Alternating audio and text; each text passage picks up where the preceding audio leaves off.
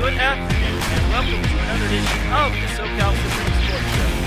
We have ourselves quite a show, as we have a lot to get into in the world of SoCal sports, such as the Clippers. They are officially done, as the Phoenix Suns kind of torched them. Sad but true, but the Lakers are still in it, as everyone predicted, as they're one win away from beating the Memphis Grizzlies. Unfortunately, they haven't been much close them out. And the Chargers drafted a wide receiver, which is quite interesting yesterday. Is it a good thing? I'll let y'all know. And the LA Kings are on the way but lost the have been on the way. And they survived 8-6 at the Commerce. Also, USC baseball is quite impressive as they pulled out quite the accomplishment this season. What accomplishment is that? We'll have to find out a little bit. Speaking of baseball, games have been rather interesting. Are they concerning or entertaining? All that here on the SoCal Supreme Sports Show. This is Teran Rodriguez bringing you another edition of the SoCal Supreme Sports Show here on iSports Radio. Your direct feed, all that is sports.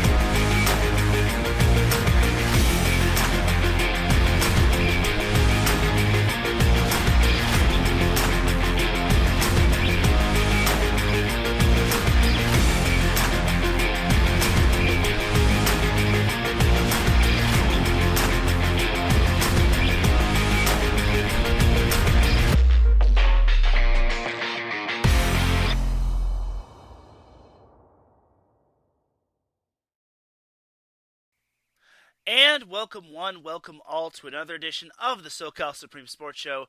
Thank you all for joining me on this beautiful Friday afternoon, Friday morning, Friday wherever you are listening from.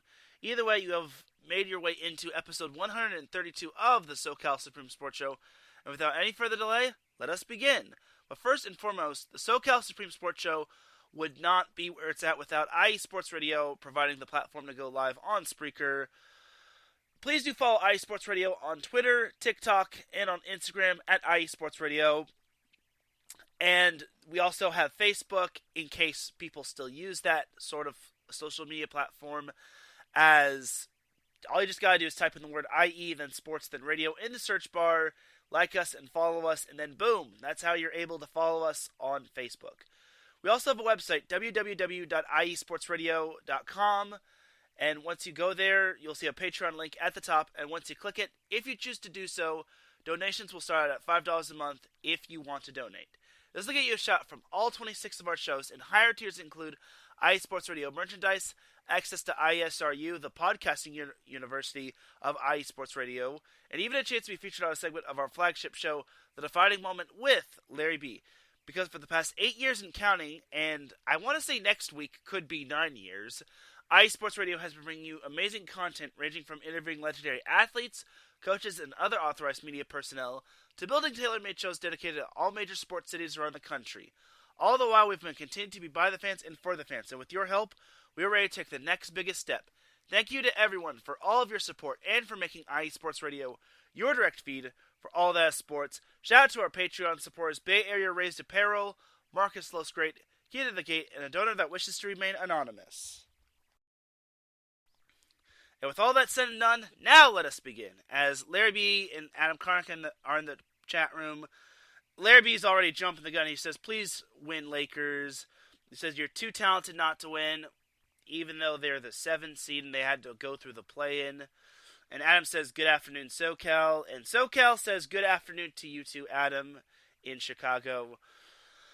We're actually going to start off with the NFL, because the Chargers, well, they were in the NFL draft, and they actually had a first-round pick, which is more than I could say for the Los Angeles Rams, because they said F them picks, and it eventually saw them winning a Super Bowl ring.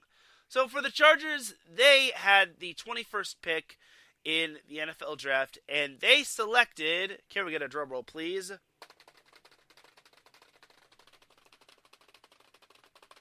If you can't hear that, that's just me trying to drum roll, but failing to do so. But they picked Quentin Johnston out of TCU. He is a wide receiver. Now, I was a little skeptical of this pick just because, okay, the Chargers have Keenan Allen, who they restructured their contract. They have Mike Williams, who they gave an extension to. They brought back Jalen Guyton. They have Joshua Palmer. It's like, now they have another wide receiver.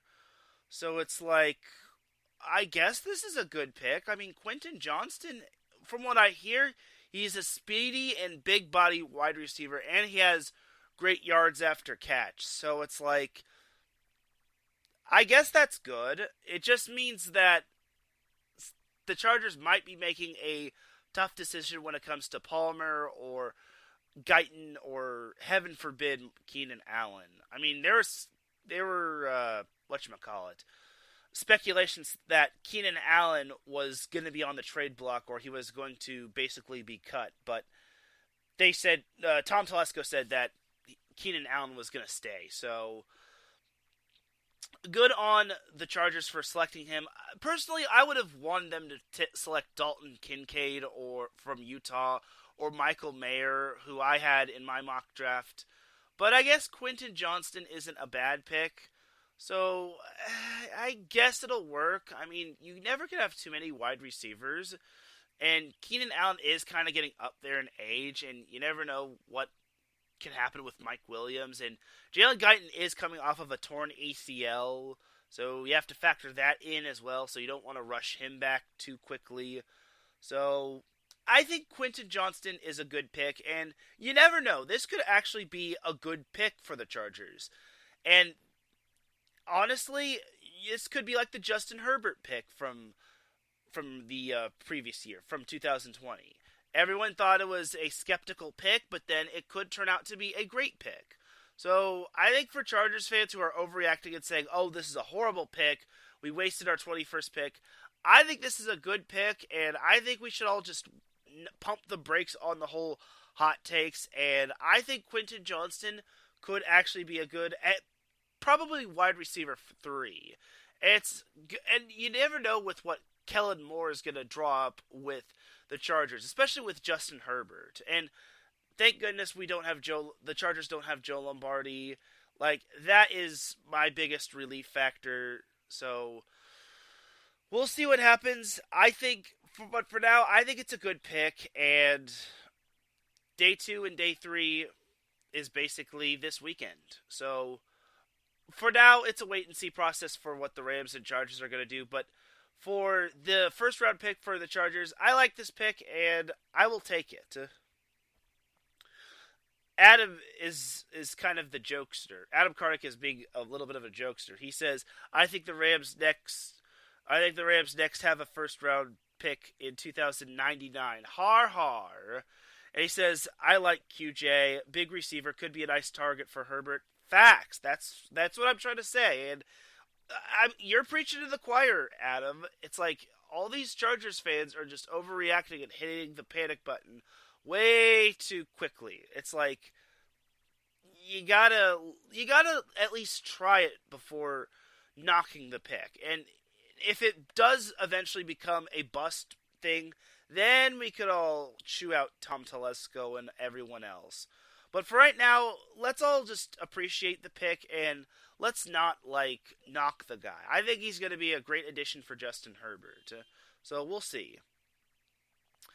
All right, so that is that for the NFL. Just because it's like the Rams only select today, and the Chargers have yet to really select as of right now. I don't think the draft is going on right now. So, what I do hope for the Chargers, however, is I hope they do get a tight end. If they can get Michael Mayer, then that is a steal. But I'm not gonna hold my breath on that one, just because I want to say the Chargers pick isn't until I know they have a pick in every round, which is cool.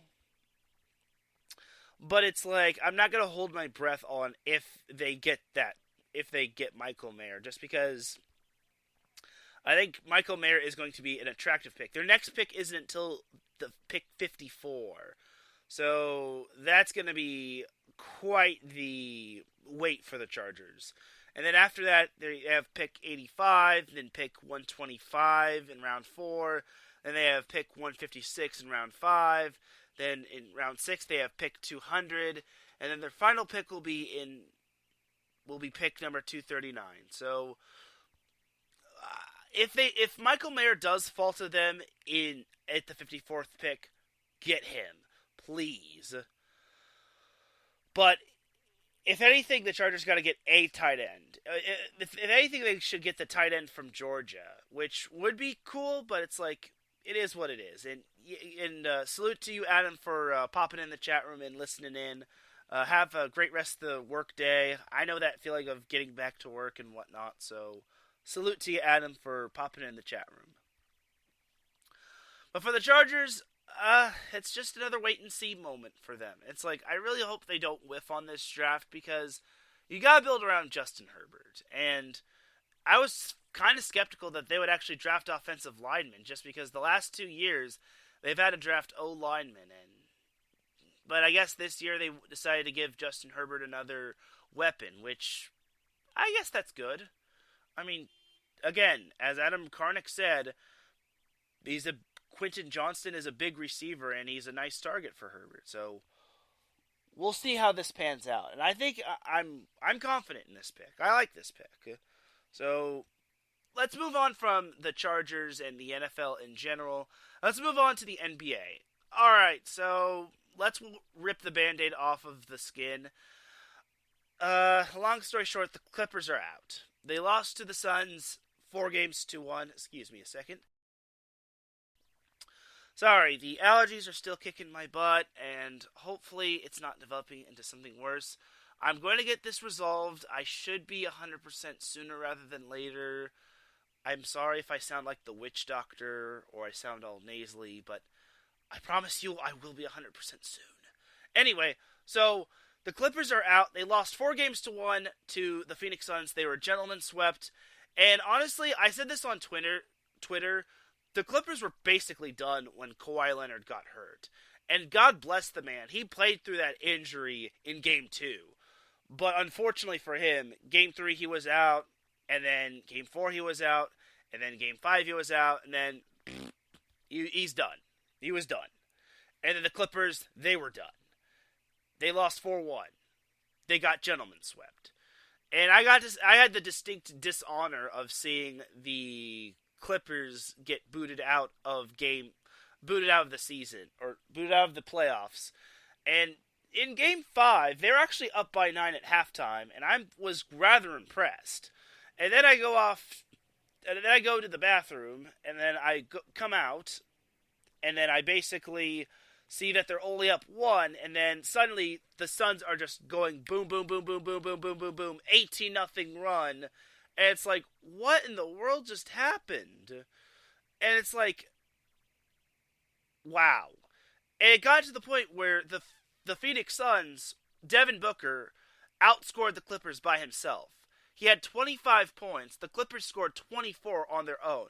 But it gets worse. The Clippers were outscored 50-24 altogether. The Clippers allowed the Suns to score 50 points in that third quarter in Game 5, after they were up 9 at halftime. It was just ridiculous. And it's like, I understand. No Paul George, no Kawhi Leonard. Your best players are basically just role players and Russell Westbrook. However, it's like you could have had a little bit more pride than that. Fortunately for the Clippers, they have those role players are scrappy as heck as they nibbled away at the lead. They even got the lead down to as little as 2. And I'm just telling my mom who also watched the game with me. I'm like those Clippers are scrappers. It's like they don't quit. They're like cockroaches. You just can't get rid of them that easily. But with about like 2 minutes or so left in the game, it's like the Clippers kept shooting themselves in the foot. Every time they had possession, they kept turning it over, or they just fell short of tying or taking the lead. So, unfortunately for the Clippers, they saw the Suns capitalize on their mistakes, and eventually they saw the season come to an end as Game 5 they were led by Norman Powell, who had 27 points. Mason Plumlee off the bench had 20 points. Nick Batum had 19 points off the bench. Ivica Zubac had 16 points in the starting rotation. Russell Westbrook had 14 points. But the main story was Devin Booker's 47 points, which he really torched the Clippers. And Kevin Durant had 31 points. DeAndre Ayton, a.k.a. Dyna Ayton, had 21 points and 11 boards. And Chris Paul had 15 points. So, unfortunately for the Clippers, their season just ended. It just ended. And, again, it just sucks that Kawhi Leonard was basically not available. And it gets worse with Kawhi Leonard. And his injury was a whole lot worse than it needed to be. As, well, long story short with the Clippers and Kawhi Leonard, that injury turned out to be rather not so fun, as it was, from what I hear, a torn ACL injury or torn meniscus injury. It was a torn meniscus in his right knee, and it was suffered in Game 1, and the fact that he still played on that in Game 2, God bless that man. But now it's like, what does this mean for next year? Does he miss? How long is he going to be out for? Is he going to be out for a good portion of... Like, he's going to be out for the offseason, but is he going to be out for, like, the start of next season? Like, it's very concerning. And you know what they say in sports? The best ability is availability. And it's like, I really hate to see Kawhi Leonard like this. But it's like, Kawhi Leonard really... It would have been really great to have him. And Davidson Crooks even told me in the chat room of the SoCal Supreme Sports Show, he said, Kawhi Leonard can at least get you 2 wins. Well, with him, he only got the Clippers 1 win. And then when he went out with that injury, like, eventually he just said no more, and he tapped out. It's like, that was basically it. So, it's unfortunate that the Clippers are out, and it was also unfortunate that Paul George got injured, but it's like, big oof right there for the Clippers. It's like, what do you do with Paul George and Kawhi Leonard? Do you just blow up the whole experiment, or do you just keep them for 1 more year? I think that you just keep them for 1 more year. I think you keep Kawhi Leonard and you keep Paul George for 1 more year and see where it happens. It's like, but if they can't produce anymore, if they can't get you another championship, you might want to blow it up and see what you can get in terms of a haul. Because it's like, I want to say Kawhi is like approaching he's in his 30s. Just because it's like, you don't want to have an aging Kawhi that is like continuously getting unhealthy by the day. And it's like, it's concerning if you ask me. And I feel for him. He's 31. And it's like, I'm sorry if I'm saying it's like a whole lot. I don't like to see him getting injured. And Paul George is 32, so they're in their early 30s. But for those two, it's like, you gave him... There I go again saying it's like. You gave up a whole lot to get Paul George. You gave up quite a bit to get Kawhi Leonard. You gave up quite a bit to basically throw everything to try to get this NBA championship. And for what? To only get to the Western Conference Finals to the best of your ability? That's all you have to show for it. It's unfortunate, but for the Clippers, it's basically you got to keep them healthy to the best of their ability. And I don't want to say this, but it's like, and there I go again saying, but it's like, I wish Kawhi Leonard kind of went to the Lakers. Though, if Kawhi Leonard went to the Lakers, would the Lakers still have gotten that championship ring? That all depends. We'll never know, but it's like, but almost said it's like, but I feel it's, sorry everybody. There's just a lot going on outside and whatnot.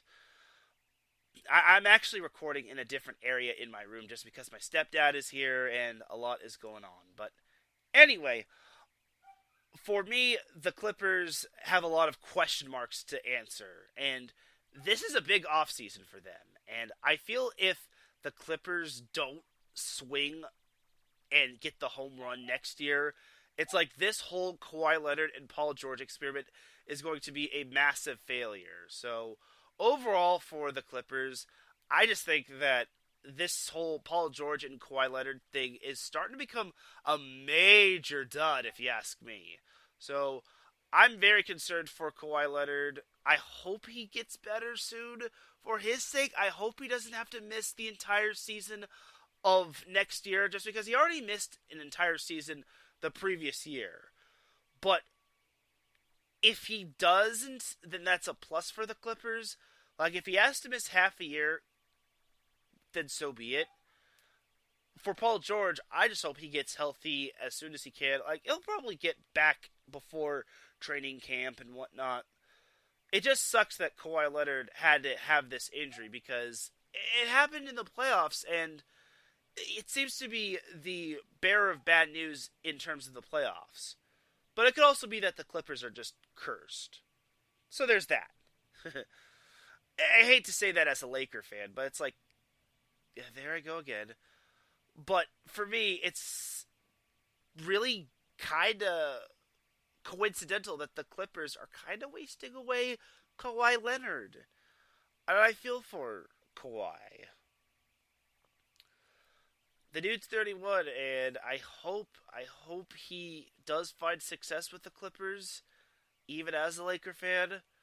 However, it's getting tougher and tougher with every season-ending injury and every big-time injury, because torn meniscuses are not anything to play with. I'm just saying, y'all. Alright. So that's enough for the Clippers. Let's go to the Lakers. So the Lakers, unlike the Clippers, they're actually one win away from advancing to the second round. However, winning this next game is going to be the toughest thing for them, just because it's always so tough to win that next game. Like, you're up 3-1, and all you got to do is drive the stake into the throat and go for the heart. It's never easy to do so. Especially when it's basically go on the road, then come back home where you could possibly get complacent, and then go on the road where you could be 3-3 if necessary, and then you eventually find yourself in the situation where you could possibly wind up seeing your season come to an end after being up 3-1. But for the Lakers, I've been rather impressed by them. I mean, for game 5, they were not impressive, but game 4, they were quite impressive. And the fact that they actually won that game in overtime was very impressive to me. It was actually their first overtime win since, I want to say, since 2000. I want to say it was like 2013, I want to say. Oh, no, it was 2009 against the Orlando Magic when Stan Van Gundy was the head coach. Just because Stan Van Gundy and Brian Anderson were actually on the call on TNT, and then they actually showed the graphic. Last time the Lakers won an overtime game, or the last time the Lakers won an overtime game in general, was 2009 in the NBA Finals in Game 4 against the Orlando Magic, where the Lakers wound up winning, and it was en route to winning the NBA Finals, which, again, Stan Van Gundy was the head coach of that team. So there was that right there. But on that note, the Lakers are up 3-2. They play Game 6 tonight at the Crypto.com Arena. I really hope the Lakers can pull out the win because they cannot afford to go back to Staples Center, or not Staples Center. They cannot afford to go back to Memphis. Excuse me a second. The Lakers cannot afford to go back to Memphis tied at 3-3 because if they see themselves giving Memphis some confidence back, it's basically their own doing. Because they're up 3-1, they had Memphis down for the count, and obviously I'll give them a pass for just kind of blundering in Game 5. They did all that they could, but it's just that Memphis, back at home, they just erupted and did everything in their power to keep their season alive. Davidson Crooks pops in the chat room. He says, hopefully LA pulls it out. I hope so too. It's like I even predicted before this whole series started, I said Lakers in 6. But we'll see what happens going forward. Davidson says, only Memphis will win if they stay out of foul trouble and role players not hitting their shots. Yeah, I agree. I really hope that Memphis kind of gets in foul trouble and they hit their shots and whatnot. So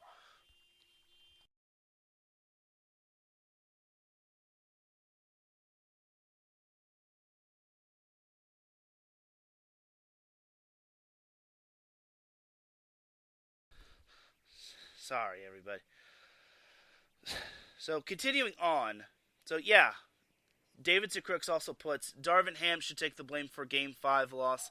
I agree. I think Davidson does make a good point. And I saw your tweet. I saw that Darvin Ham should take the blame for the loss, and the coach kind of should take the blame as well. So it just sucks that the Lakers just could not close it out, but it is what it is for the Lakers, and they have to close it out tonight. If they can't close it out, then Game 7 is going to be all bets are off. And for Memphis, they're going to have all the momentum in the world, and I can already see Memphis being super packed in their gymnasium. So we'll see what happens for the Lakers going forward, but overall, the Lakers have to close it out tonight. I think they can do it, but if they can't, then I'm very concerned for the Lakers. Like, LeBron even said it best. He has to be better, but overall, I think the entire Lakers have to step up. I think the Grizzlies I give them credit. They're Desmond Bane has been the bane of the Lakers' existence, no pun intended. But LeBron has to step up. For me, I think he just can't jack up 1,000 3-pointers, because when he jacks up 1,000 3-pointers, that's when the Lakers are maybe at their worst. He was 1 for 9 from 3-point land. I think that's the sign where LeBron should not take a bunch of threes. He was 5 for 17 overall from the field altogether. Anthony Davis, despite having a horrible Game 4, he actually was quite incredible, as he had 31 points and 19 rebounds, which was absolutely amazing. It's a great bounce back game. Unfortunately, it was overshadowed by Memphis and them giving up 31 points to Ja Morant and 33 points to Desmond Bane. And also, Jaren Jackson had 18 points and 10 boards. So that didn't help matters as well. But D'Angelo Russell, he had a double-double, 11 points, 10 assists. But again, the Lakers just need to really step up. And also it did not help that Rui Hachimura only had 9 points. And I don't even know what happened with what's his face. Uh, whatever happened to Austin Reeves? Did Reeves? Oh, he had 17 points. Reeves had 17 points, 8 boards, 7 assists. So it was another day at the office for Austin Reeves. Please keep him. Please extend him, Lakers. Don't let him walk like you did with Alex Caruso. Because if you do, then that sucks. But overall for the Lakers, game 6 is tonight. I think they close it out. They have to, otherwise they're toast in game 7. There's no other way of explaining it. I mean, I don't want to say that they're toast, but it's like game 7 will be at Memphis, and again, it'll have Memphis with the entire momentum after winning 2 in a row, especially winning on the road. And it's going to bring back shades of 2000 and... what was it, 2008? Oh, no, not 2008. 2006, when the Lakers were up 3-1 on the Suns, and then they just whiffed, and... I still remember that game. The Lakers could have had a Lakers-Clippers series in the Western Conference semifinals. But no, the Lakers decided to blow a 3-1 lead. Stinking Lakers. That was post-Shaquille O'Neal era. That was the second year of the post-Shaq era. And ironically enough, that was when Shaq actually won the NBA championship. But anyway, for the Lakers, I have confidence in them. They just got to pick themselves up off the mat, play their game. And Darvin Ham, you just got to play smart. Just please do. Alright, that's enough for the Lakers in the NBA, and hopefully we don't have a whole lot of distractions going on. Alright, jumping over to some NHL playoff action. So, for the LA Kings, they are actually one loss away from seeing their season come to an end, as they lost to the Edmonton Oilers in Game 5, 6-3. So, in the first period, it was actually looking rather good for them. They were down 2-0. There was one game where the Kings were up 3-0, and then they wound up pooping the bed. It was game 4. Game 4, the Kings were up 3-0 after one period, and then in the second period, Edmonton scored 3 goals, and then eventually the Kings wound up losing in overtime. The Kings pooped the bed. There's no other way to say that. There's no better way to say that, and it's just disappointing that the Kings just lost that game. And it's even more disappointing they lost Game 5, 6-3. So now they're one loss away from seeing their season come to an end. I know the Oilers are good, but it's like, golly, that's just disappointing. Saturday, the Kings play the Oilers at the Crypto.com Arena, which means Crypto.com Arena is going to be where it's at this weekend. Sorry, Clippers, you're just going to have to see from the sideline. Anyway, but for the Kings, I will say this, you really got to get it done. Like, this is do or die here. You got to tap into your LA Kings from back in the old days. From back in the olden days of 2012, where you won that first Stanley Cup. Or 2014, when you basically were facing elimination in practically every game against the San Jose Sharks, and then the Anaheim Ducks, and then all that sort of thing. You just really have to come up big, because if you don't, your season comes to an end. And you don't want that to happen. You really want to prove yourself against those pesky Vegas Golden Knights. And I really want to see y'all take it to those Golden Knights. I personally would like to see a Golden Knights. I think that's who the Kings play in terms of the playoffs. I'm not entirely sure, but for me, I really want to see the Kings advance to the second round. But it's looking very doubtful by the day. But we'll see what happens going forward. And overall, for the Kings, I think that they have to come up big tonight. And I think it's doable. I think they force Game 7.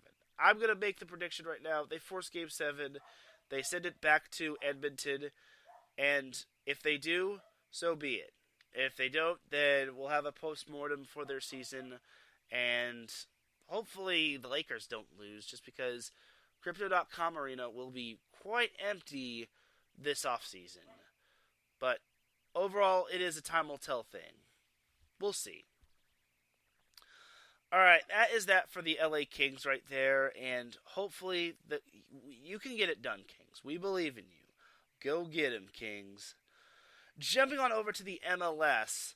Alright, so a first happened for the LA Galaxy. They won a game. Oh my goodness, it was quite amazing. They defeated Austin FC last week at Dignity Health Sports Park 2-0, which was fun. And I'm so happy for the LA Galaxy. They finally won a game. That's the good news. The bad news is they barely moved the needle, and they're nowhere near out of the depths of the Western Conference, as they are still 13th in the Western Conference, which is just one ahead of Sporting KC. So overall for the Galaxy, it was just not a good day. It's just not been great for the LA Galaxy, and at least they got their first win of the MLS season. It's just that it's just barely moving the needle, and they were just off to such a sluggish start, and now they got to really pick up the pace here. But there's still plenty of season to go. They are back at it this weekend at Orlando, so they have to take a trip to the other Sunshine State. So we'll see what happens when they play Orlando. Orlando is in the middle of the pack in terms of the Eastern Conference, so we'll hopefully see a Galaxy win. But we can't guarantee that just because the Galaxy suck. Anyway, as for LAFC, their game, or their match against Nashville, resulted in a 1-1 tie, which it's mixed results. They allowed the first goal as Hani Mukhtar scored the first goal. LAFC was trailing 1-0. There was a little panic. Fortunately, Dennis Buanga scored in the 59th minute, and that was basically the tiebreaker, or that was basically the tie setter. And LAFC didn't really get another chance to score. They did have 19 shots, 6 of which were on goal, and which was actually more than Nashville, despite getting outpossessed 55% to 45%. However, it resulted in a 1-1 tie for LAFC, which isn't bad. So earlier this week, LAFC played Philadelphia in the CONCACAF semifinals, as the two tied 1-1, as Philadelphia's Daniel Gazdag scored on a penalty kick in the 86th minute, and then LAFC's Kellen Acosta scored in 1 minute in stoppage time, which was clutch right there. It kind of reminded me, and it probably brought back the horrible memories of Philadelphia fans of last year's MLS Cup, when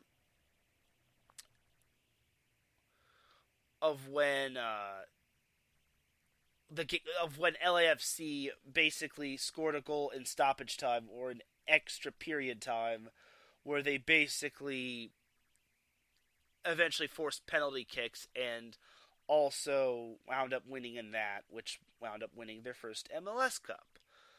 So for LAFC, they tied the first leg of the CONCACAF semifinals against the Philadelphia Union, which is good.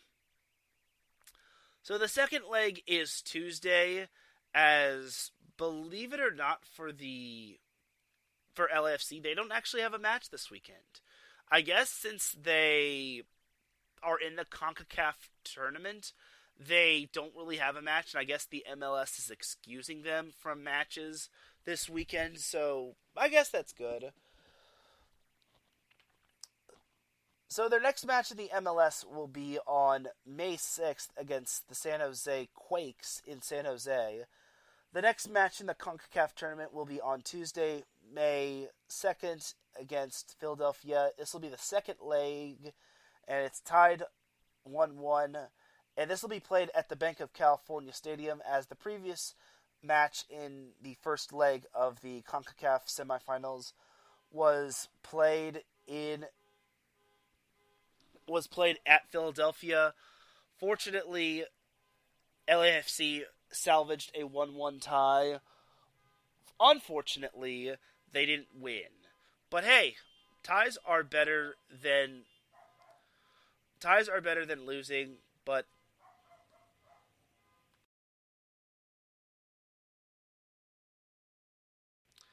ties are better than losing, but wins are better than tying. So, we'll see what happens going forward, but overall, it's like, I don't know what to tell you, LAFC. I will say this about LAFC, they are unbeaten. It's quite incredible that they're still unbeaten to this point. They have yet to lose, and I don't want to jinx it, but they're the only team in the MLS that is yet to lose. Everyone else has at least one loss, which is quite incredible. So good on LAFC, and good on LAFC for still being in the semifinals of the CONCACAF tournament. So we'll see what happens going forward for them. Tuesday is what truly matters. So I hope we can see LAFC pull out the win. But overall, if LAFC doesn't pull out the win in the CONCACAF tournament semifinals, well then, it's no big deal. Like, the CONCACAF tournament semifinals is not the biggest deal. And I want to say everyone is making a huge deal about the CONCACAF tournament winning the finals being cursed. Because if a team goes on to win that, then they wind up losing in the first round of the MLS Cup. I don't know, bro. It's like, LAFC's never really won that sort of thing. But then again, it's like, LAFC never really goes far in that little tournament thing. But for LAFC, they're one win away from the semifinals. I just like that they're facing the Philadelphia Union, and it's a rematch of last year's MLS Cup, and that should bring out the good and the bad in both the Philadelphia Union and LAFC. I think it's going to be a barn burner in the second matchup, and honestly, Bank of California Stadium is going to be rocking on Tuesday, and I'm going to be very excited to see what can happen. I think it could probably be even more excited than El Tráfico. But for right now, the CONCACAF semifinals leg number 2 is going to be where it's at, and I can hardly wait to see what LAFC can bring to the table. I think it's going to be a fun time, but time will tell. Alright, but that is that for LAFC. They, currently in the standings, LAFC is third in the standings despite being unbeaten, as they still trail Seattle and St. Louis and Seattle in the standings, as both teams surprisingly have the same record and the same number of points, which that's rather funny if you ask me. LAFC is 1 point behind St. Louis and Seattle, which is unfortunate, but it's like, it is what it is. And I said it's like after I went almost, practically an entirety of an eternity of almost not saying that, but it is what it is. Meanwhile, the Galaxy, like I said, they are second to last in the Western Conference, but for them, they can only go up unless they somehow find a way to lose, and then they just find a way to lose, and they find a way to go below Sporting KC, which would be bad news Bears, but we'll see what happens. Alright, staying on the soccer side of things, we have some NWSL action between the we have some Wave FC action, and we have some Angel City FC action. As well, for starters, the Challenge Cup will be resuming May 31st for San Diego and Angel City, But actually, no. No. That's right. I was right. But as for San Diego and Angel City in general, they actually met one another last Sunday at Bank of California Stadium, and San Diego actually pulled out the win, winning 2-0 against Angel City, which I kind of say it was expected. I don't want to be mean to Angel City, but it's like I feel San Diego has kind of been big sister to Angel City when it comes to the SoCal rivalry. But overall, it's still early in the season, and the only team that has really been the thorn in everyone's side in terms of the best team in the NWSL is the Portland Thorns. See what I did there? So, unfortunately for Angel City, they fell, which sucks, as their next matchup is actually going to be at Portland. So, that's going to be rough for Angel City. So, they had to face San Diego Wave FC, and now they have to go on the road to face Portland. Big oof right there. And that's tomorrow. So, hopefully Angel City gets up off the mat and they play their best soccer. And hopefully they can give Portland a battle. That's all they can really do. And if they can do so, awesome. If they can't, c'est la vie. Meanwhile, Wave FC they play Orlando in San Diego at Snapdragon Arena tomorrow, which actually is, believe it or not, for Orlando, they're actually the worst team in the NWSL. And then for San Diego, I think for them, they have to not underestimate Orlando. Just because Orlando is the worst team in the NWSL does not mean they can go easy on them. They have to basically go all out against them. But for right now, for Wave FC, I think they have to basically show them who's boss, and they have to basically prove to everyone that they are not going to let anyone trample them. But we'll see what happens. We'll see what happens going forward, and we'll see if San Diego Wave FC can pull out the win. We'll see if both SoCal teams can pull out the win. I find it rather interesting that Wave FC gets the worst team in the NWSL, and then Angel City gets the best team in the NWSL. Someone's got some splaining to do. I'm just kidding. So, we'll see what happens for Angel City and San Diego Wave FC. But we'll take ourselves a quick little commercial break. Hopefully all the chaos dies down from all around, aka my stepdad's dog from downstairs. But we'll take ourselves a quick commercial break. When we come back, we'll have some more SoCal action. We'll jump to some baseball when we return. Keep it locked here. You are listening to the SoCal Supreme Sports Show here on IE Sports Radio, your direct feed for all that sports. We'll be right back after this.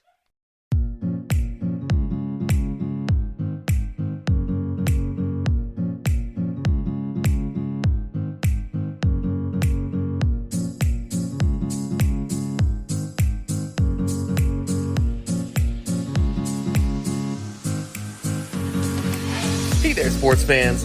Are you looking for a sports show that maybe isn't 100% about sports? Then you might want to check out the Sports Couple Perspectives right here on IE Sports Radio, your direct feed for all that is sports. Most sports shows cover only scores and stats, and while we're not opposed to that, we dig a little deeper into sports issues and some of the hottest topics in athletics. In addition to sports, we take a journey through my neck of the woods, pulp culture, with movie reviews of both sports and non-sports films. Speaking of pop culture, make sure to participate in our game nights, where we quiz each other on our specialties, and you, the listeners, can win IE Sports Radio apparel. We always have a great time learning more about each other's worlds, one show at a time. So join us each week on the Sports Couple Perspectives, right here on IE Sports Radio, your direct feed for all that is sports.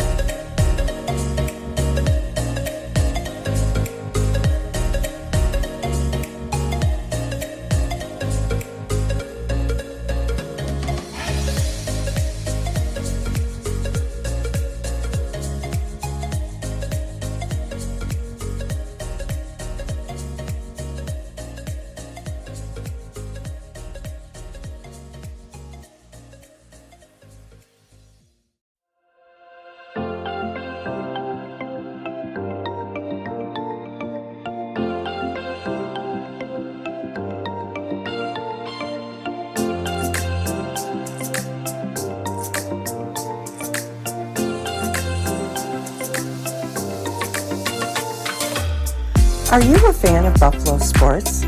Are you thinking of changing loyalties and becoming a Buffalo sports fan? Do you even know where Buffalo is on the map? Did you know Canada is closer to Buffalo than New York City? Welcome to the Buffalo Huddle, every Tuesday night at 7 p.m. Eastern Standard Time and 4 p.m. Pacific Coast Time on IE Sports Radio, your direct feed for all that is sports. I'm your host, Patty Bax. This is a podcast designed for you, the passionate sports fan. I know you love your sports. Who doesn't? I cover Buffalo sports and so much more by bringing in the human elements. I call it Buffalo sports with a twist. Join me as we take a journey into the world of Buffalo sports. I guarantee you'll fall in love with Buffalo just like I did. Each week we start with an inspiration, question of the day, a Buffalo fun fact, and our weekly challenge to you, the listener. Come huddle up with me every Tuesday at 7 p.m. Eastern Standard Time and 4 p.m. Pacific Coast Time for the Buffalo Huddle with Patty Bax on IE Sports Radio, your direct feed for all that is sports. As we say in Buffalo, go Bills!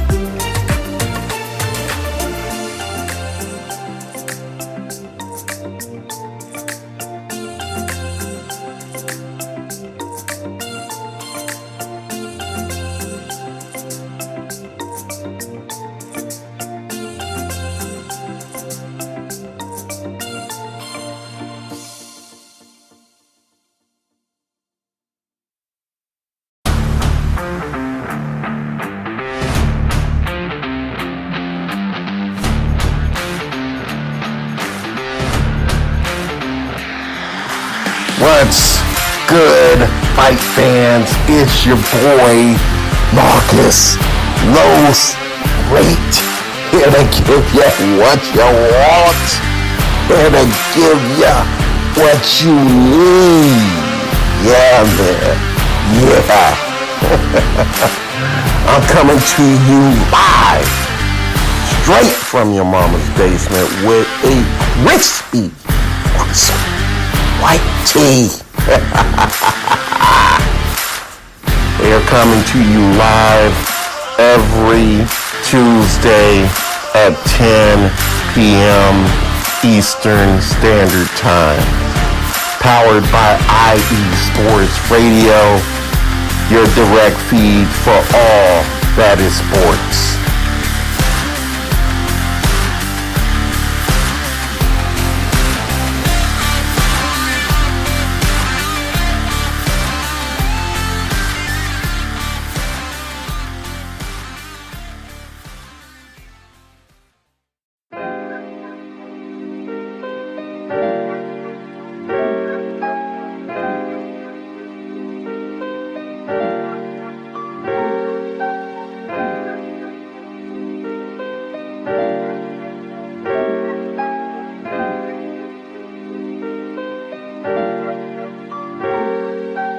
Hello, ladies and gentlemen. My name is Davidson. It's your boy, Dentarius Lava. And we are the hosts of Fast Break here on IE Sports Radio, where we discuss everything in the world of basketball from prep to the pros. You guys should definitely check us out, man. Sunday, 8 p.m. Eastern, 5 p.m. Pacific. We got all the basketball information you guys need, so we look forward to you guys listening in. And please do, because we are the best basketball show on this side of the Mississippi. And please do check us out on Twitter at FastBreakISR. D-Lock, where's our time again? 8 p.m. Eastern, 5 p.m. Pacific. That gives you guys plenty of time on a Sunday. Tune in.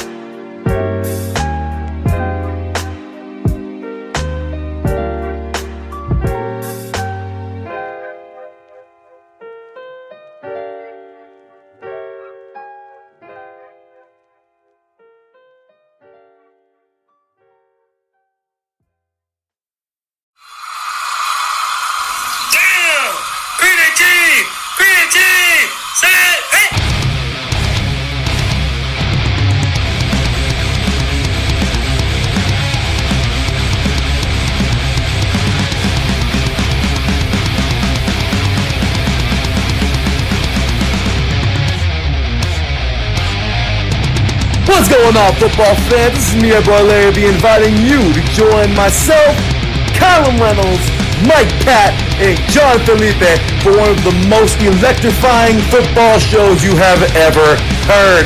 3 and Out, right here at IE Sports Radio. Recap of the week before, a preview of what's to come, and of course, 3 hardcore head-to-head prime-time face-offs each week. You don't want to miss it.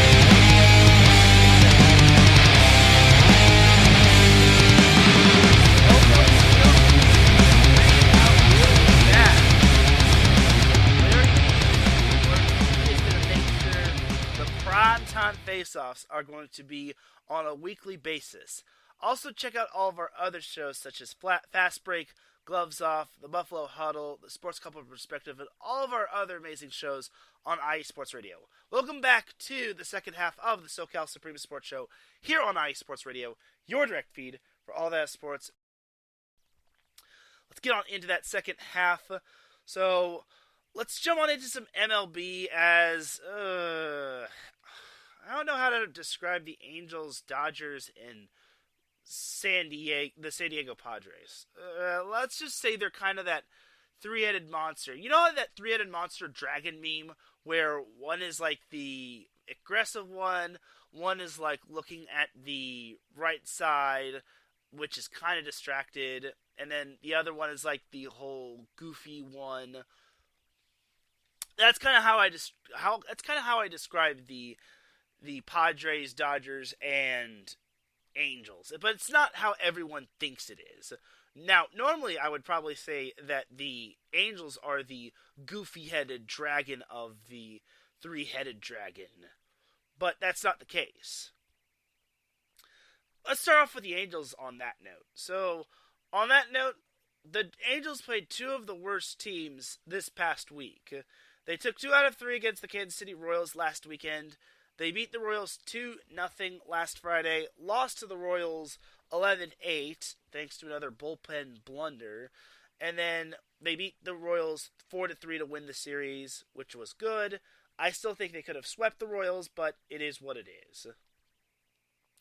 Then this past week, they had a 4-game series against the Oakland, soon-to-be Las Vegas, Athletics. They lost in 10 innings to the Athletics 11-10, which was typical Angels fashion. But then they won the next 3 games, 5-3 on Tuesday, 11-3 on Wednesday, and 8-7 on Thursday, aka yesterday. For the Angels, they should win these games quite easily. It's like this is their chance to make up some ground and possibly catch the Texas Rangers in the AL West standings. I can't believe I'm actually saying that. The Texas Rangers lead the AL West standings. Now, obviously, they're not ahead by a whole lot. They're only ahead by half a game. Well, Texas Rangers and Houston Astros. But they're only up by half a game on the Angels, which is quite interesting. And I actually read a tweet that said, one of my followers, my personal followers on my personal account, retweeted this. It said the Angels are the most chaotic / entertaining 14 and 12 start to the season. And I can't agree with that any more than that, which it's kind of funny if you ask me. So good job to the Angels for staying afloat and being only half a game back of the Rangers and Astros. So good for them. Anyway, so they close out the month of April with a 3-game series in Milwaukee. So now the schedule starts to pick up for the Angels, as they've got Milwaukee tonight at 5:10 Pacific time. Then on Saturday, they play the Brewers at 4:10 p.m. Pacific time. Then on Sunday, they close out the series at 11:10 a.m. Pacific time. To kick off the month of May, they are hitting the road to St. Louis to take on the Cardinals after their Monday off, as they play the Cardinals at 4:45 p.m. on Tuesday and Wednesday. Then on Thursday, they have a very early start. They play at 10:15 a.m. Pacific time. So for you early birds on Thursday, set your alarm. And then next Friday, Saturday, and Sunday, they have a 3-game homestand against the Texas Rangers, which I guess that's good, but then they follow that up with a 3-game homestand against the Houston Astros. So, we'll see what happens before then. But for right now, the Angels should enjoy their good fortune for the time being. But we'll see what happens for the Angels.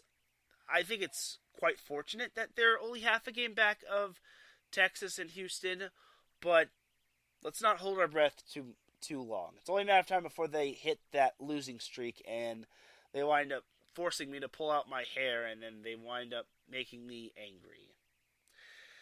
Anyway, jumping over to Los Doyers.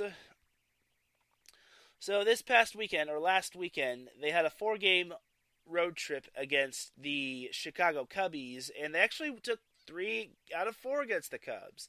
They won the first game last Thursday, 6-2, lost in terrible fashion, 13-0. They almost got no hit. Unfortunately for the Cubs, their no-hitter got broken up because the pitcher, I think, ran into the catcher, and that's how the no-hitter got broken up. It was a error, which eventually was ruled a single, which, ouch. That's the worst way to see a no-hitter get broken up. It sucks, but it is what it is. But after that, the Dodgers wound up winning the last 2 games, 9-4 on Saturday, and then they won 7-3.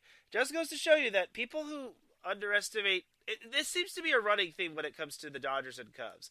Every time the Cubs manage to do something big against the Dodgers, well, the Dodgers eventually find a way to run the table the rest of the way against the Cubs in that series, which is funny because, well, y'all should really poke the bear against the Dodgers. Every time everyone says, oh, the Dodgers nearly got 1 hit, or they got blown out, or something big happened, well, the Dodgers were brought back to life. You poked the bear, and the bear eventually the bear attacked you. And the Cubs learned that the hard way. Now, in their next 3-game series, later on in the week, they had 1 day off, which was to travel to Pittsburgh to take on the Pirates. But they lost 2 out of 3 against the Pirates. They won the first game 8-7 on Tuesday, but wound up losing the next 2. They lost 8-1 on Wednesday, and then they lost 6-2 on Thursday, which I kind of don't know how to feel about that. I want to say the Pirates are improved, as they're actually leading the NL Central, so I don't know how to feel about that. I guess the Pirates, that's not too terrible, but it's like, you need some ground to make up, especially since you're facing the Cardinals, which the Cardinals are currently dead last in the NL Central. If you told me the Cardinals were last in the NL Central and the Pirates are first in the NL Central, I wouldn't have believed you.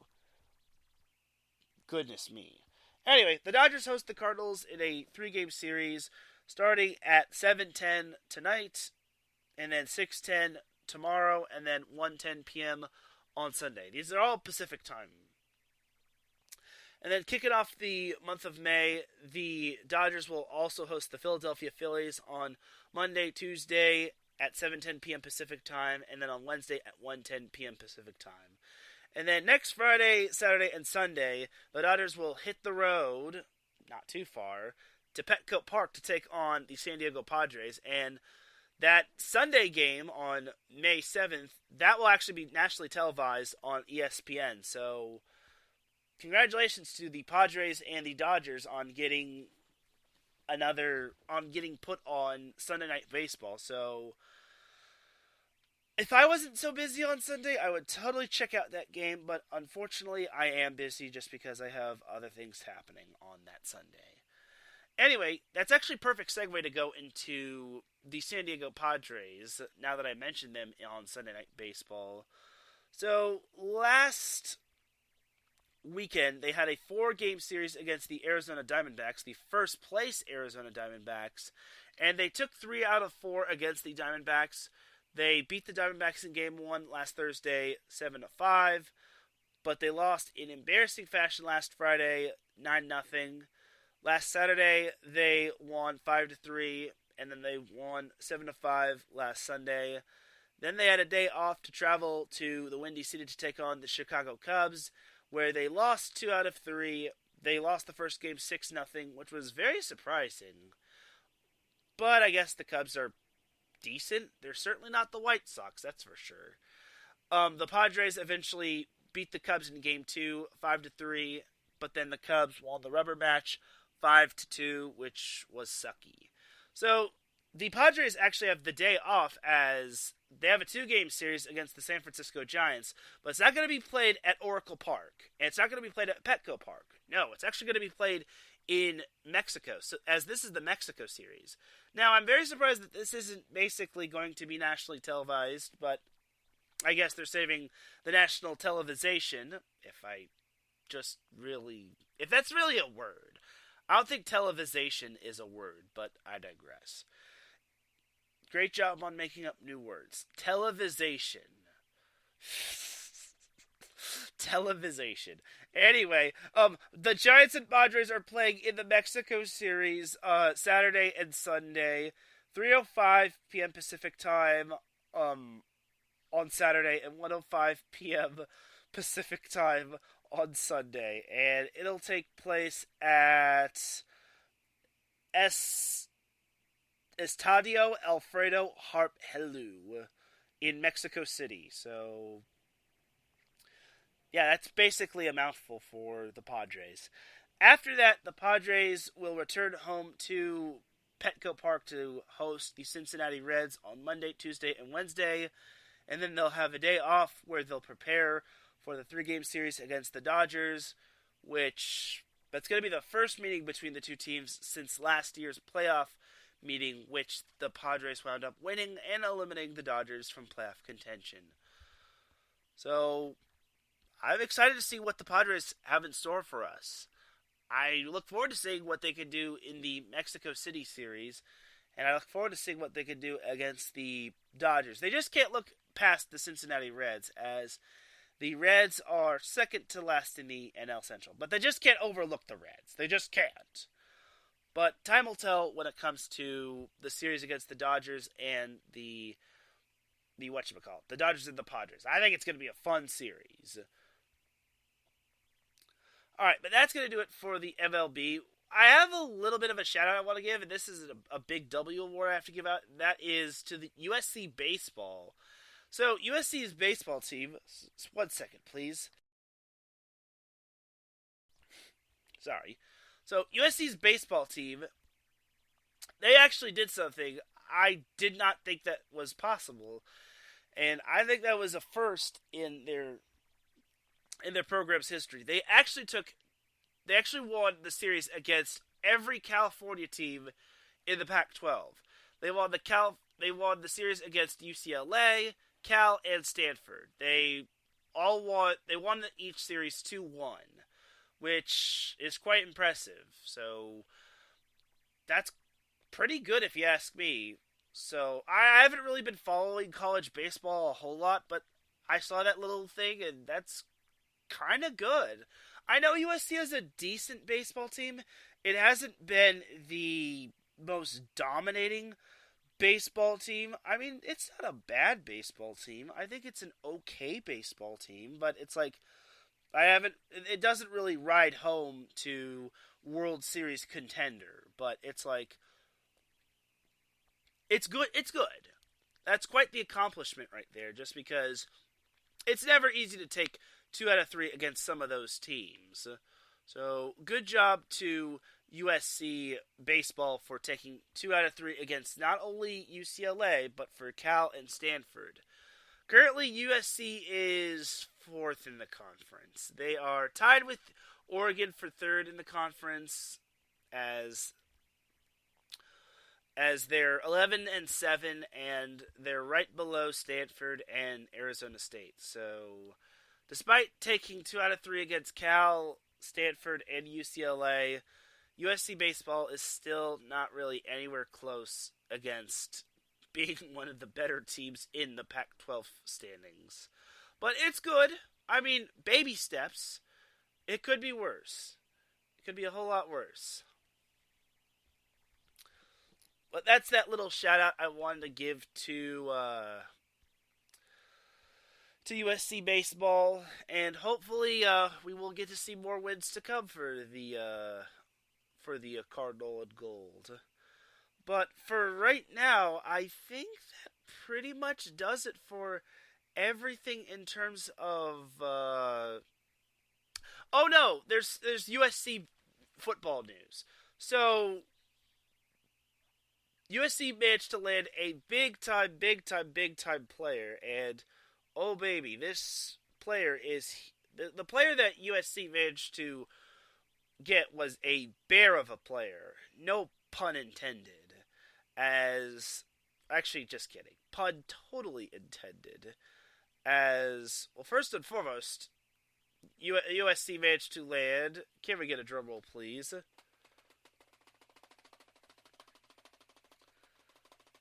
If you can't hear that, that's me trying to drum up something. But they managed to land Bear Alexander, who was a former Georgia defensive tackle from the transfer portal.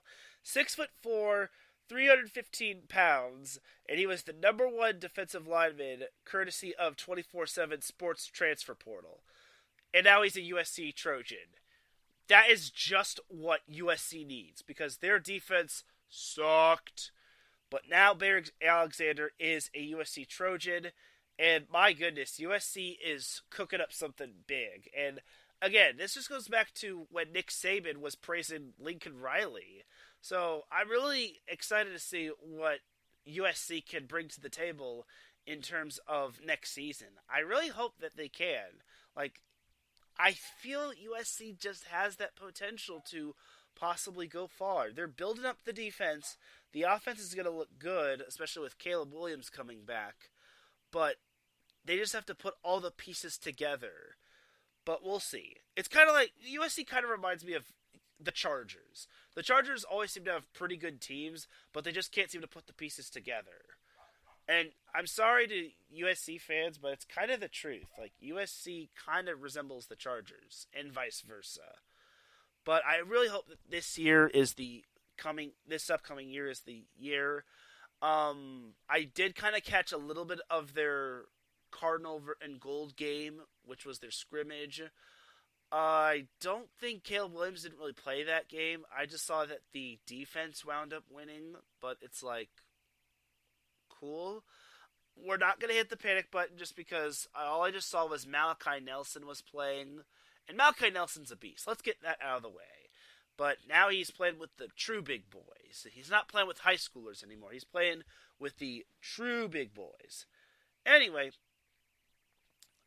but back to Bear Alexander. I am very excited to see Bear Alexander as a USC Trojan. I can't believe that USC managed to wrangle him. It just goes to show that Lincoln Riley is building a great culture at USC. But again, the Trojans have to put all the pieces together before they can really call themselves legit contenders. They can have all the great players in the world, but if they don't put it all together or they don't have the correct coaches, it's not going to really matter. So we'll see what happens going forward for USC, as I'm very excited to see what can happen for them. Also, in terms of players landing in certain spots, I forgot to mention this last week. Angel City FC actually signed Julie Ertz to their club roster. So Julie Ertz is the wife of Zach Ertz, and I hate to tell this to Angela, and Angela Winstead of IE Sports Radio, part of our IE Sports Radio family. She said to take care of Jules, or Julie Ertz. She's mad since Zach is playing in Arizona because she's a Cardinals fan, and she's basically going to LA. And she probably wanted. I know Angela Winstead is a North Carolina Courage fan, and she probably wanted Julie Ertz to jump to the whatchamacallit. She wanted to stay with the Courage, but now she's with Angel City. But Julie Ertz going to Angel City is huge, and hopefully we will see Julie Ertz come up big for Angel City, just like how Alex Morgan came up big for San Diego Wave FC, but time will tell. Alright, so that is that for some miscellaneous news that I might have missed. Alright, now we gotta go over to... Now we gotta get to the Dum Dum of the Week awards. So, the Dum Dum of the Week goes out to someone that basically, does something dumb, or an organization that does something dumb, or basically just someone that basically does something foolish. So, you know how people really want things like food or drinks or whatnot? No, I'm not going to give Dum Dum of the Week to my stepdad's dog who is barking up a storm because I just can't do it. But, but back to what I was talking about. You know how people want, like, certain things in this world, like food, drink, jewelry, clothes, and whatnot? Well, sometimes things can run out. And unfortunately, things eventually run out. Like, you know how the McDonald's ice cream machine runs out? Well, this kind of happened in Santa Clarita, where In-N-Out had a shortage of strawberry milkshakes, and unfortunately, someone took the last strawberry milkshake. Now, unfortunately for the people in the drive-thru waiting in line, well, for starters, I will say this. Tough tamale. Like, first of all, strawberry milkshakes, they're okay. I mean, I'm more of a chocolate milkshake guy or a vanilla milkshake guy, but it's like, strawberry milkshakes just aren't my thing. Now, I'm not trying to knock them, but it's like, I'm more of a chocolate milkshake guy. But, let's just say, people... Oh, I just realized I don't have my sound effect for Dum Dum of the Week. Oops. So, we may have to take one more commercial break. One quick little commercial break. But when we come back, I will have the Dum Dum of the Week sound effect ready. My guy needs to get up off his duff. But I will have the Dum Dum of the Week sound effect ready. Keep it locked here. You are listening to the SoCal Supreme Sports Show here on IE Sports Radio, your direct feed for all that sports. We'll be right back after this.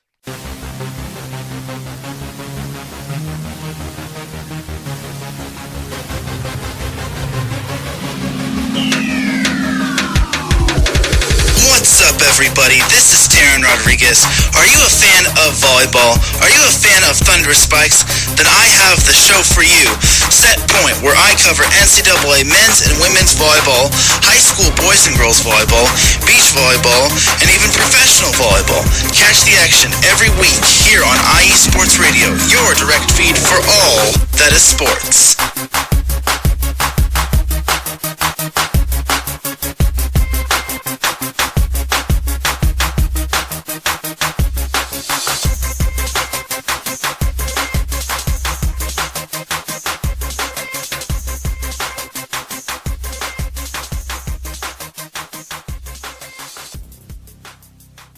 Sorry about that. I really am... Okay, first of all, this is not entirely my fault. My stepdad's dog is downstairs, and my stepdad decided to bring the dog down because he has to fix my mom's car. Because unfortunately my mom's car broke down. Well, it's not broken. It's just something is broken and it needs to be fixed. But for the time being, as I catch my breath, I have to be moved upstairs to do my podcast, and that's why I'm not downstairs at my normal spot. So, I'm sorry if I sound out of breath. I'm sorry if I'm a little disorganized. And I'm sorry if you've been hearing barking noises, but that's just how it is. Alright, so now we gotta get on into the Dum Dum of the Week. So back to Dum Dum of the Week. So, Dum Dum of the Week. So, this happened in Santa Clarita, where there was an In-N-Out drive-thru, and someone grabbed the last strawberry milkshake, and let's just say the people waiting for the strawberry milkshake were not too happy, and apparently the drivers in front of the drivers in back of the people basically threw the milkshake or threw something at the drivers behind them or the car behind them, and eventually the two teenagers, or I imagine they were kids or some sort of teenagers, they got out and then they threw like bottles of water all over the car and the car in front of them and whatnot, and basically there was a little bit of an argument. Now, from what I've been told, this was an argument because there was no strawberry milkshake. The strawberry milkshake was basically the last one. And I think police had to be called and tempers were flared, but there was no fighting. There was just like liquid substances thrown. Now, I am a firm believer of, obviously, people not getting what they want. I understand frustrations, but we're really going to argue in a drive-through. That's the worst place to argue and to start an argument or a fight. Drive-through is the worst place because what about the people behind you? It's like people behind you are not going to sit around and wait for you and your first world problems because you got the last milkshake and you basically just argued and basically probably tossed that. Like, I'm not giving them Dum Dum of the Week because someone got the last milkshake and they got into the argument. I'm giving them Dum Dum of the Week because they got into the argument while everyone and the other drivers were waiting behind them in a drive-thru at a very popular restaurant chain. And I know everyone has their opinion saying that In-N-Out is overrated, but no, it's not overrated. There's a reason why there's a lot of drivers there that want In-N-Out. Of course it's not overrated. Like, they want their burgers, they want their shakes, they want their animal-style fries, they want everything. So, the fact that the driver that threw the substance first, and then the driver, or the passengers that eventually threw the substance or the water following that, threw their substance or the water after that, is a complete no-no. Because now you're delaying everything more, and all the drivers that are waiting patiently to get their food or their drink or any of that sort, they have to wait even longer now. And it just sucks that someone had to have a hot head and basically something must have been said. Someone must have said the magic word to the driver in the front to have them throw something at the driver at the car in the back, and then that must have set off the teenagers in the second car, which eventually saw them throw water bottles at the car in front of them. But it's like all this just for like a strawberry milkshake or some sort of like some sort of like burger or something. Just goes to show that life is sometimes way too short. But for the two cars and their passengers that got into the argument in a drive-thru, mind you, while everyone is waiting for their food and whatnot, or waiting to order, because you never know who's on lunch break or whatnot, you are this week's Dum Dum of the Week. You are so dumb. You are really dumb. For real.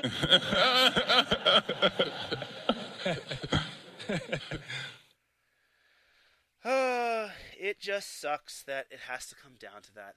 Also, I kind of also have to give the Clippers Dum Dum of the Week round 2. So remember how they gave up Shai Gilgeous-Alexander? Well, they also gave up Luke Kennard, and Luke Kennard could have also been pretty helpful for them as well, especially since Kawhi Leonard went out. But I don't know if Luke Kennard could have drug the Clippers to victory against Phoenix. But overall, that's another player, or Reggie Jackson for that matter. Like, the Clippers gave up quite a bit of assets for what it was worth, and now they had no one else to help them drag themselves to the finish line.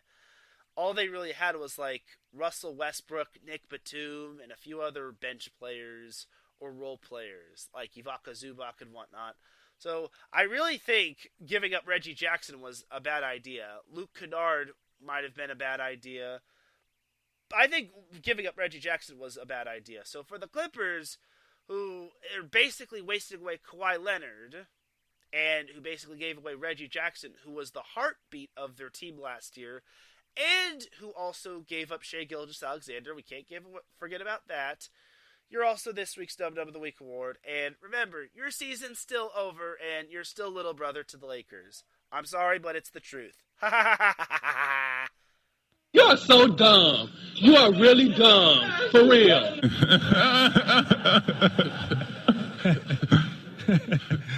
Nothing personal, Clippers fans, but it's like you're really long overdue for a championship. Funny thing is that my mom actually said something very funny. It's like the Clippers, I told her the Clippers actually do have talent. It's just that they just can't put it together. And then I even told her that the Clippers are cursed. And she even said that the Clippers should move back to San Diego. Now that is Big W award material right there. My mom gets the Big W award for saying that sort of thing. She gets the Big W award for saying that thing. It's like, the fact that she said that is, that just made my day even, that just really brightened my day. It was like, the fact that she said that was just amazing. She said, the Clippers should move back to San Diego. Well done, Mom. It really just goes to show that mother knows best. So my mom gets the Big W award for telling me that. I think it was when the Clippers were playing in Game 5 or something like that. But overall, that is pretty much going to do it for this week's episode of the SoCal Supreme Sports Show. Ladies and gentlemen, it is that time for me to get on out of here, because I'm going to try to get as better as I can, and I got to tend to my stepdad's dog. You dig? Thank you, everybody. I really appreciate everybody tuning in, and I appreciate everybody sharing it, despite all right now. Out of my thank you to James and Brooks and everyone. I really do appreciate everything. Side note, there will not be a SoCal Supreme Sports Show because the NBA has been next week. I haven't yet had no schedule months about it. So no SoCal Supreme Sports Show next week. But I will be back in the fall. Hopefully I'm not going to stop it. Or I will not stop it. I promise you, this time I will get this whole allergies. For everyone here at High School, this is Teran Rodriguez signing off. Go have yourself a great rest of the weekend. Stay healthy, stay safe, stay out of trouble. Don't